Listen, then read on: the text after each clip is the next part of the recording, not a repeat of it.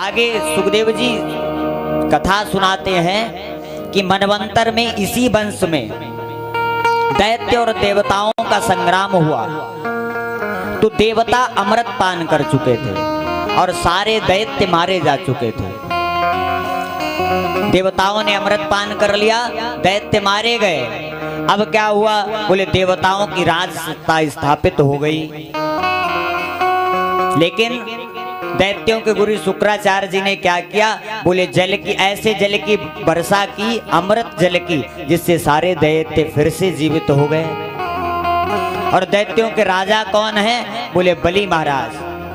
अब बलि महाराज कहते हैं अपने गुरु से कि महाराज हमारी राज सत्ता तो देवताओं के पास है, हम अपना राज्य कहां से करें? और लड़ उनसे सकते नहीं क्योंकि उन्होंने छल से अमृत पी लिया।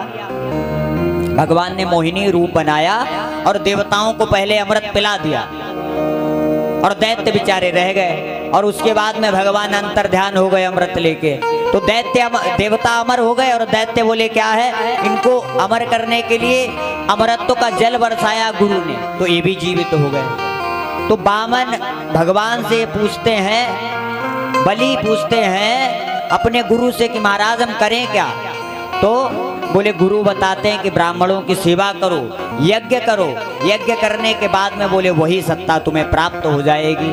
जैसे ही बलि ने यज्ञ करना प्रारंभ किया, यज्ञ करते हैं, ब्राह्मणों की सेवा करते हैं, सेवा करते करते क्या है? बोले पूरी सत्ता बृहस्पति के सहित बलि महाराज के पास आ गई। अब देवता निर्धन हो गए। अच्छा ऐसा क्यों हो गया कि देवता निर्धन क्यों हो गए? बोले देवताओं ने भगवान की माला का अपमान किया था, इसलिए लक्ष्मी मैया रुष्ट हो गई। लक्ष्मी मैया रुष्ट हुई तो बोले सिंहासन स्वर्ग सब चला गया। किसके पास? बोले बलि के पास।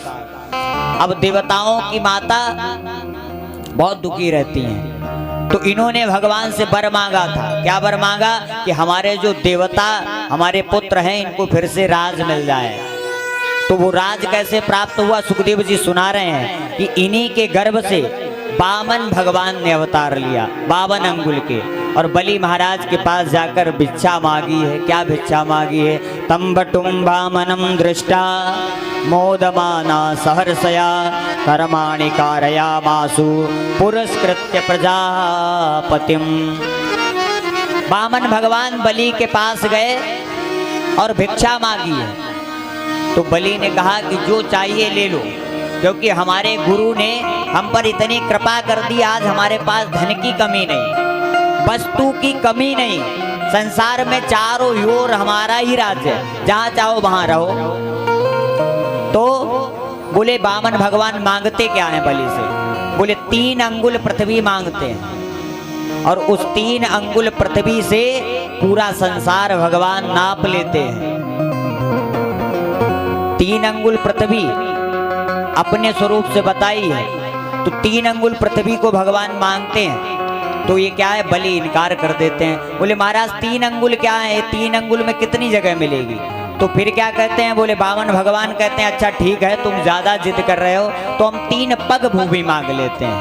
1 2 3 पग भूमि दे दो, जितने में हमारा आसन लग जाए और संध्या के बर्तन रख जाए। तो बलि महाराज कहते हैं कि जैसे आप 52 अंगुल के हो, ऐसी ही आपकी बुद्धि है, जहां चाहो वहां आप अपने 3 पग रख लो और उन्हीं 3 को ले लो। लेकिन वामन भगवान कहते हैं कि बिना संकल्प किए हुए किसी को दान देना नहीं चाहिए, और किसी से बिना संकल्प किए हुए किसी का दान लेना नहीं चाहिए। तो फिर बोले पहले संकल्प कराओ। बलि महाराज सोचते हैं बड़ा संकल्प में ध्यान दे रहे हैं, शुक्राचार्य जी इशारा करते हैं कि संकल्प मत करो, लेकिन भगवान सामने खड़े हैं और भगवान मोहिनी स्वरूप है। इस समय सिर्फ कौन? बोले बलि के सामने भगवान वामन, और वामन के सामने सिर्फ कौन? बोले बलि खड़े हैं। तो बोले संकल्प किया, संकल्प में बोला विष्णु विष्णु विष्णु इति त्रिपदानि पृथ्वी संप्रददे। और जैसे ही कहा वैसे ही बोले प्रणाम करना चाह रहे थे, दान देने देके बलि महाराज प्रणाम करने के लिए झुके, वैसे ही विराट स्वरूप भगवान ने बना लिया। और पहले पग से बोले क्या है, पूरा आकाश नाप लिया। आकाश में जब भगवान का पैर गया तो ब्रह्मा जी ने कमंडलू से जल निकालकर प्रक्षालन किया, वही गंगा है। और फिर पाताल नाप लिया। अब भगवान खड़े हो गए, बोले बलि बताओ तीसरा पग कहाँ रखें। तो बलि महाराज मुस्कुराते हैं, कहते महाराज इसीलिए आपने पहले संकल्प कराया। कोई बात नहीं है, आपने हमारी संपत्ति नाप ली, 2 पैर हो गए पूरे। बलि कहते हैं, बामन कहते हैं हाँ हो गए। तो बलि महाराज कहते हैं अब संपत्ति के मालिक के ऊपर तीसरा पैर रख के आप अपना संकल्प पूरा कर लो। भगवान प्रसन्न हो जाते हैं। बोलिए भक्त वत्सल भगवान की जय हो।